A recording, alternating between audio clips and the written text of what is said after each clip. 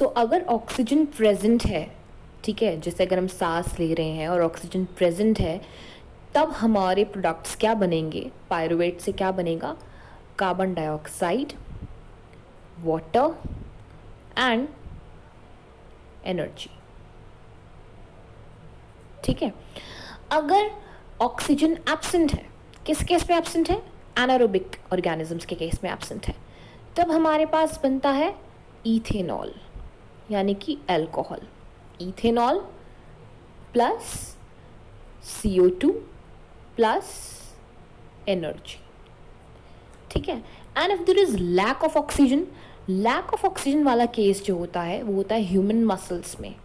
when there is lack of oxygen while you are exercising heavily, बहुत strenuous exercise कर रहे हैं, तब ऑक्सीजन की कमी हो सकती है। उस वक्त प्रोडक्ट्स में बनेगा आपका lactic acid, carbon dioxide and energy. ठीक है, सो ऑक्सीजन की प्रेजेंस में क्या बन रहा है, carbon dioxide, water and energy. Aerobic के केस में, एरोबिक रेस्पिरेशन के केस में जो एनर्जी बन रही है ये बहुत ज़्यादा अमाउंट में प्रोड्यूस होती है इन दिस स्टेप। ठीक है, in the absence of oxygen ethanol बन रहा है, अल्कोहल बन रहा है। ठीक है, विथ सम एनर्जी। ठीक है, तो एनर्जी इस केस में कम प्रोड्यूस होगी। सिमिलरली जब मसल्स में एनारोबिक रेस्पिरेशन होता है due to lack of oxygen, तब लैक्टिक एसिड बनता है।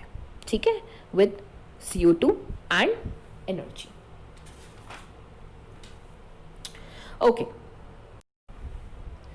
Okay, let's move on further.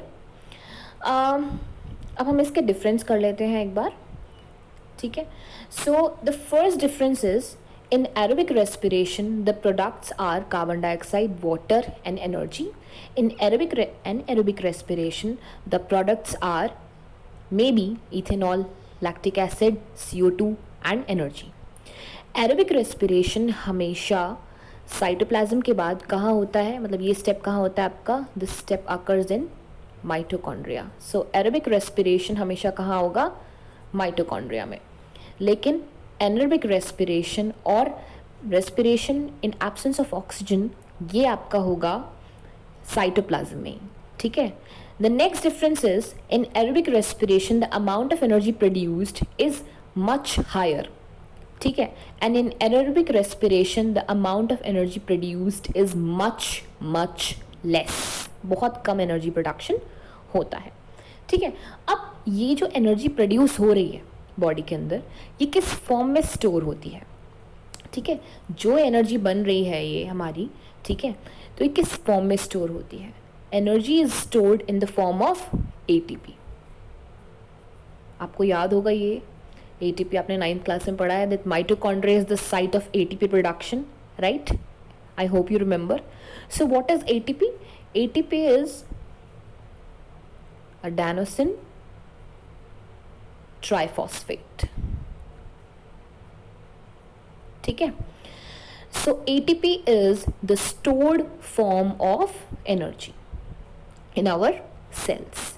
तो होता क्या है, हमारी बॉडी में ADP होता है। क्या होता है?